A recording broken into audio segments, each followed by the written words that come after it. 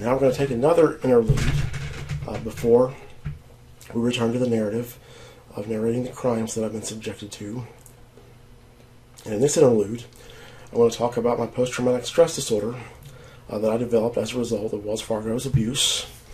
I perceive that people may not understand just how what has occurred could cause me to have the severe post-traumatic stress disorder that I had in April of 19 and in May of 19 following Wells Fargo's first crime wave.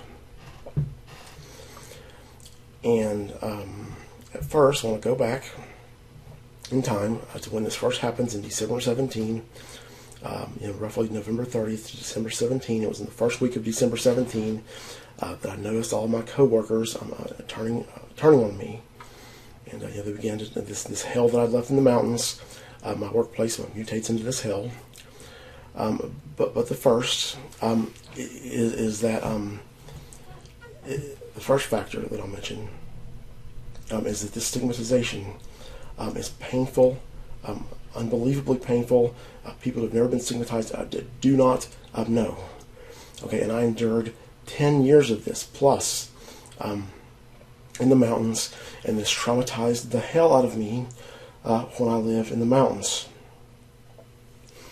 There's also the fact that all of my shortcomings that I had, all of the details of my life, of how I had failed, which, as I said in the other video, I couldn't have possibly done any better, given my limitations. These are intensely humiliating. Okay? And this is incredibly painful. And then there's the fact that I'm autistic, and I get wound up, and I'm very intense, and I get wound up and I scream and cry over stuff that other people wouldn't get wound up and scream and cry about. That played a role, although anybody of any type of neurology that experienced the stigmatization that I'd experienced, this hell, who can't get a girlfriend to save their life, okay, because all the stuff that goes around about them for years and years and years, you live in this hell, okay, it's going to kill you, it's going to murder you. Okay, I've had a whole county of people opposing the hell out of me, okay, and I moved to Charlotte and I'm free of this stuff. Okay, and what was particularly painful was how when this happened in my workplace, it happened overnight. So when I was in Charlotte, when I was living in the mountains, I saw this happen to an entire county slowly over time. So one person at a time would be told this. I'd have one person do what I call go cold on me, which is where they like me, they think I'm great. Then they hear all these details about my life. They hear these rumors about my mental health history, about my hospitalization, and they start treating me like I have a disease and wanting to shun me and all these behaviors. I call that going cold. And so I watch one person at a time go cold on me, and slowly, over a period of years, this happened. And so I moved to Charlotte, and I'm free of all this. And like I said in the other video, I have to be graded on a curve in life.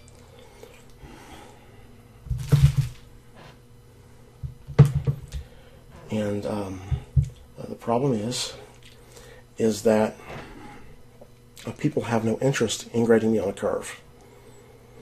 That if I meet somebody in a bar, I meet somebody in my workplace, I meet somebody anywhere, they're not interested in hearing my whole life story. They could go on for days and days about all the limitations that I have and the scientific explanations as to why why I'm impaired in certain domains, and this horrific sexual abuse that I have, and the scientific explanation of how that affects you as you're developing as a child, as a young man, as an adult. All of this, people don't want to hear any of this stuff. So the way to get people to grade you on a curve, to grade me on a curve, is just for them to not know about all my struggles and all my failures that happened beforehand. So I moved to Charlotte, and I work at Bank of America. This person that I work so hard to be, okay, the people at Bank of America very much appreciated this person. Okay, I was fun to be around. I was the ultimate expert at my job. I had a great sense of humor. I was considered a rock star, among the bank. That I was very, very popular. I was respected. I was deferred to. Okay, and this continues on into when I go to Wells Fargo.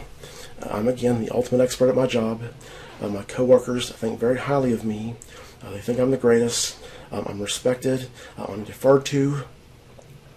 And this happens, and instantaneously my workplace mutates into this hell that I left. It's not one person at a time. It's my whole workplace. It's all of a sudden this stigmatizing hell that I left, and I knew they'd heard some stuff about me. That probably I figured they heard these details about my life. I never had a girlfriend before I moved to Charlotte. I had one girlfriend my whole life. As I said in the other video, I was prevented from getting a girlfriend the entire time I lived in the mountains because of these rumors and all this garbage. And then I go to Charlotte, I get a girlfriend very fast. Obviously the difference is she hasn't heard all this garbage. This campaign to destroy me doesn't exist there. But this traumatized the hell out of me, all of this that happened in December 17. And as me and Jenny fight about this, I have a very acute concern about these people that have it out for me with intensity back in the mountains. Okay, I've got all this stuff that goes around about me, and I know this guy back in the mountains. He's got this tape that he could play that could prejudice the hell out of people against me, and I desperately need to be a part of this conversation. I've got to stop this hell from spreading. I've got to know who's talked to, what they said, who it's been told to. I need to talk to all of these people and to square away and give my side of the story and to make sure that this hell is contained. Okay, and that's why the whole time when this happened, all I asked for was to be told the truth and to have a conversation. I want to have a conversation about what happens. I want to know what they said, what was said to Jenny, who she told it to, who they told it to, all of this, consequence-free. Okay, that this is massively harmful to me. This has caused me massive pain. But throughout my life, I've been a big boy. I can take care of myself. I'm used to living in brutal circumstances and to facing setback and devastation after devastation, and kind of continuously living a nightmare. I've had a hard life. And so whatever else that Jenny may owe me, and whoever else did this may owe me, I don't care. Okay, I can manage in the situation that I've been given if they'll just have a conversation. And of course, I don't realize up until April of 19 that Wells Fargo is behind it. So the whole time, it's just Jenny knows more about it than she's admitting, and then I find out that Jenny was the one that did it. And I was among the ones that talked to someone that had invaded my privacy.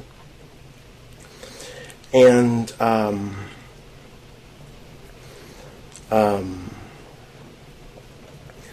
over time, this becomes also about my self-worth, because I've been living in this hell. I've been having this terrible, horrific pain for a year and a half, trying to get Jenny to tell me what's going on. She lies to me and gaslights me, and as this is happening, Jenny is milking me to death. Okay, so I did everything on earth for poor little Jenny to help her.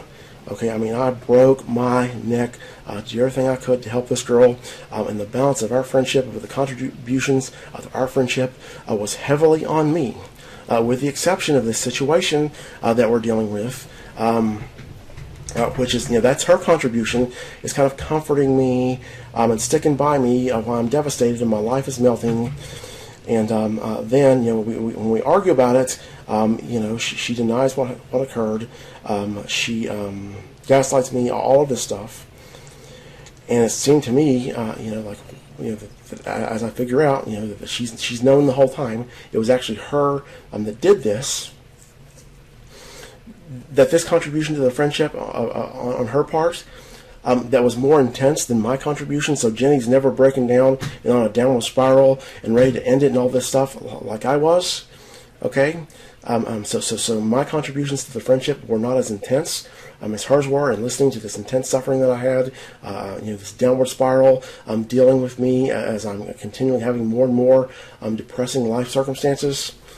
But it's like that. This is a moot point. Okay, she could have ended this the whole time by telling me the truth. Okay, and here this girl's milked me to death for a year and a half. Okay, and she won't even tell me the truth about this. She's let me live in this horrific pain. And this is bullshit. Okay, and so I start to see Jenny as someone who never cared about me at all. as someone who has milked me and milked my kind heart after she ran everybody else away from me by going and getting this garbage in the mountains. And this is what sets up what occurs later. And so Jenny runs everybody away by spreading all this garbage that she hears about me, with just me and her. In the meantime, she monopolizes the benefits of my kind heart. She's all that I have. And nobody else at the bank will talk to me when I message them.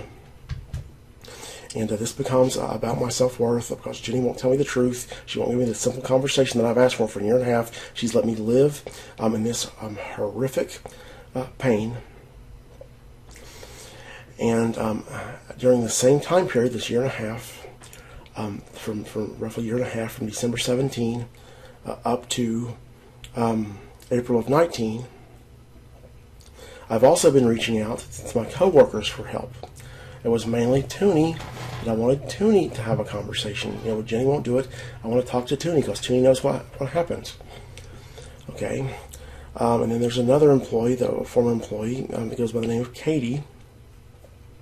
That she knew what happened. I can tell. I can tell who this stuff was spread to by their reactions. And when their reactions to me change overnight, I know who has said it or who it's been told to. And there's some other employees. And what happens is in April of 19, me and Jenny get in an argument about this. Okay, and by this time, I am just done with this whole situation. I'm frustrated. I'm just spent. And I start to message, when I'm arguing with Jenny, I start to message my coworkers in desperation, just wanting to be told the truth. Okay, and what happens is they block me on their phone, they block me on their Facebook IM, making me feel worthless. Okay, in April of 19, I've played some tricks on Jenny and Abby, trying to provoke Jenny to have a conversation with me.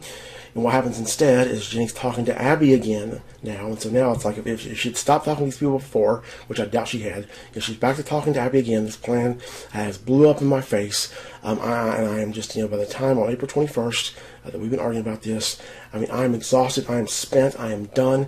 It's like there's nothing whatsoever left of me as a human being, as I've pleaded in total humiliation for people to help me, and I've been treated as a worthless human being for a year and a half. Okay, and after all this, as I'm sitting there, it's like I don't weigh anything. I'm as light as a feather. There's nothing left of me. I'm completely worthless. The next thing that happens is a punk-ass police officer's at my door to put me in handcuffs in what at the time was an obvious scam.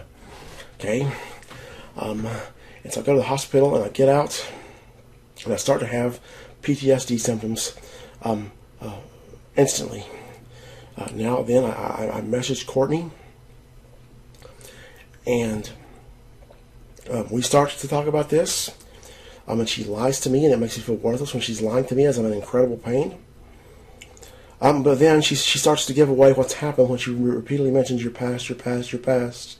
I start to get a sense of what's happened. Okay, these people they've looked into my past, and then she says it. Jenny meant no harm in inquiring about your past. Okay, I connect this to who's done this, who's behind this. Wells Fargo management, most likely Bill and possibly other managers. Okay, and it hits me the unbelievable cruelty of what they've done to me. Okay, that I killed myself my whole life working myself to death to be the best person that I could be. I go to Charlotte to start a new life, and my new life in Charlotte was all I cared about, and it was so wonderful. Okay, and they didn't just have Jenny go, and Jenny just go and ask Abby, hey, what have you heard about Clint Williams? She goes and inquires about she inquires about the entirety of my past. Okay, and they hear all these details, and of course the details of my life that they hear, in addition to these rumors, were given to them in a very cruel, exaggerated way. I would later find out. After I killed myself for this bank, they do this to me with utter cruelty. And despite all their cruelty, all I want is to have a conversation consequence-free. Okay, and they have me kidnapped. Okay, and so in May, my symptoms of PTSD intensify greatly. It's like every day, over and over, all day. It's like I'm being hit with a sledgehammer. I have this pounding, brutal feeling of emotional pain. Okay, and the pain will be accompanied by hostility. And it's not a normal hostility. It's a hostility that arises from feeling vulnerable and kind of backed into a corner and weak and sensitive and tender, but I would have this horrible hostility that would accompany this pain. Okay, I would break down and cry 3 times a day or more. And I was just devastated. Okay, and this was the context. This brutal suffering that I'm under, which is very apparent to my hospital. This is the context with which Wells Fargo and my hospital continue to criminally abuse me. Now, I've got a new document for you that I'll include in the evidence links. These are my bank nominations. Okay. And I worked miracles for Wells Fargo. Okay. This right here, this is from a regional vice president over the commercial banking offices. Okay, and I've got, here's my nomination. I got a nomination for 2014 by my manager. And here's my nomination from one of my office people in 2014.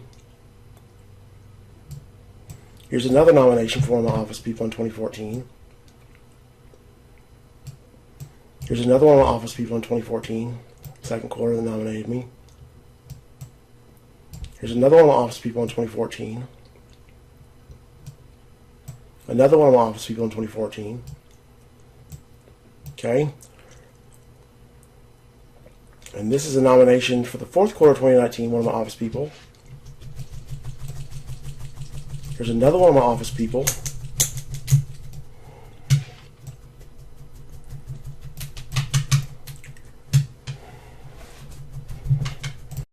This one is the fourth quarter of 2019. Sorry, that's too much.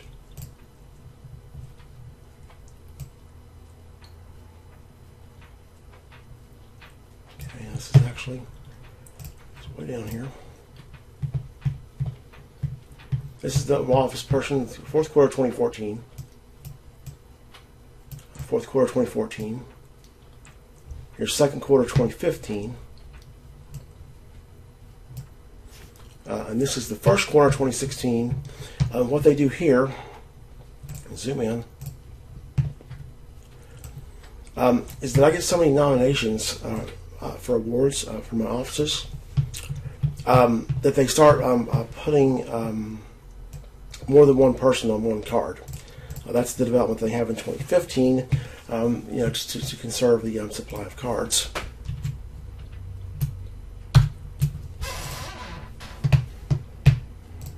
For some reason that didn't work when I did that.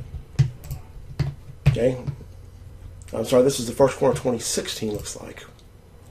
The second quarter of 2015. First quarter of 2016. Here's another one of these where they put a bunch of people on one thing. First quarter of 2016. Third quarter of 2016, one of office people. Okay, and the point is I'm the most nominated person in the history of this department for these awards. I work miracles for their departments. I had all the hardest. I had the food and agribusiness group. I had the hardest work in the whole bank. Okay, this group had been unhappy with our department for a long time. They were particularly unhappy when they were in Charlotte. The first time, but I was the second time they'd been in Charlotte, and I had revolutionized the relationship with the food and agribusiness offices, and I killed myself. Okay, so there was a period of about 15 months when I first took over my offices. Then I took off one Saturday. Okay, I worked every day, including holidays. I took off Christmas, but other than that, I worked just about, if I can remember, I worked about every holiday that came up from the time I took my offices over through that 15-month period. And I had my health had went down over the years as a result of working so much. I was also due to my medications, but I got diabetes. And so I murdered myself for this department. Okay, I ruined my health. I killed myself. I was doing everything that I could for them Okay, and here's what they do for me. They hire this moron senior manager, okay, who makes my life hell in the workplace. I could not stand this job once he got on there. It was horrible, relentless, horrific stress. Okay, and then they do this abject cruelty of bringing all this hell that I've left, okay, and destroying my life in Charlotte, all that I care about. And then when I ask to have a conversation, they have me kidnapped. Okay, it is utter cruelty, and I am worth absolutely nothing. That's what I feel like. And this progresses. My PTSD progresses as the months go on. It's in June of 19 that I start to have this compulsion to work on my computer. I have a compulsion to stay busy. Okay, I can't stand to be idle for even 1 minute. And so during June of 19, I get quite a bit of work done because I'm plastered to my computer all day. And of course, in May of 19, I'm completely disabled. And then I start to become, following June of 19, which I was largely disabled a lot of the time in June of 19, but I had this compulsion to be at my computer. And what happens is in July of 19, this compulsion to be at my computer is replaced by a compulsion to pace the floors. And my condition deteriorates extremely. I'm in the throes of very severe post-traumatic stress disorder. And as the months go on, the fact that I've got PTSD, the fact that I'm crying 3 times a day, this does not slow them down one bit. I start to get master with crime. And as we'll see, we're going to return back to the narrative. I'm going to make one more video about this right here. That'll be very short for this topic. We're going to turn back to the narrative, and you will see that the criminal massacre has just getting started. And as I'm subjected to more and more crime, my PTSD goes off the charts that much more extremely. It may seem that I don't have any of the I've not been subjected to any of the traditional events that cause PTSD. And to that, I'll remind you that what happened to me with this police officer, this was not just a kidnapping under the law, this was a kidnapping in principle. Okay, that every element of kidnapping was met under the law and in principle. This officer comes again as I'm feeling totally worthless. I've done nothing to nobody. Okay, there's no reason to do this. I'm exhausted. I'm destroyed from having this fight with Jenny and being treated as a worthless person for a year and a half. He puts me in handcuffs for no reason. He has no legal right to do this. There's no reason for him to do it whatsoever. He puts me in a patrol car. He takes me to this hospital. Okay, and this is devastating. Okay. And the thing is my brain, even if this was legal, say it was completely legal for the police to come into my apartment for no reason and to beat the shit out of me. Okay, well, my brain doesn't know the difference between illegal pulverizing and illegal pulverizing. It just knows that I've been pulverized. And it's the same thing with this process, with this civil commitment, which was a kidnapping. That my brain doesn't know what's legal, what's not. My brain knows that I'm worthless, feeling like I'm worthless. I've done nothing to nobody. And the next thing, this punk-ass officer's put me in handcuffs, and he won't even move the handcuffs up to the front when I ask him. Despite the fact he has no legal right to do this at all, he's committing a crime, okay? He won't even put the handcuffs up front, okay? PTSD, as I understand it, is more generally about your self-worth. And you can even develop PTSD from things like being bullied in childhood. Okay, and I can tell you that whatever the case may be, I had it very, very, very severely in May of 19, and I continued to have it very, very severely on an ongoing basis for the next 2.5 years or so. I'm following that, and I have it pretty bad. I've still got it pretty severely at this time, although I'm still not nowhere near what I was at previously. But in May of 19, June, July, as I'm first developing, there's PTSD. Again, as I described it, I have these pounding feelings of emotional pain, like I'm being hit with a sledgehammer. I have this terrible hostility, and I had a compulsion to pace the floors. I'd pace the floors all the time, and I got to the point that I'd be in bed. Now I'd be in such horrific pain that I would crave my last breath as an addict craves a drug. That I had this friend when I was a party kid, back in my teens, who had used a good bit of cocaine. and he had told me that cocaine is so addictive that you could almost imagine it in your hand, and you could visualize it so intensely and feel it in your hand so intensely, and you could almost just go and snort a line from your hand when your hand's empty. Okay, they had this intense craving. That the craving was that intense, the addiction was that intense, and it was the same thing with me. With my last breath, is I'd be laying in bed, and I would take a breath, and I would sense the relief that death would give me as I took my last breath, and I would start to experience a craving for my last breath. And what would happen is my mind would instantly go to opiates. And I was in bed, I would be sleeping and stuff like this. I'd be tired, I'm in bed, I'm asleep, going to sleep, whatever it may be. So I never got up and got any opiates. But my mind goes there because opiates will cause you to suffocate. Okay, and so I am suffering very horrifically at this point in the narrative, as of when, in June of 19, that Jenny, I was running this scam. And then the next section will return to our narrative, and I'll talk about the next wave of crime.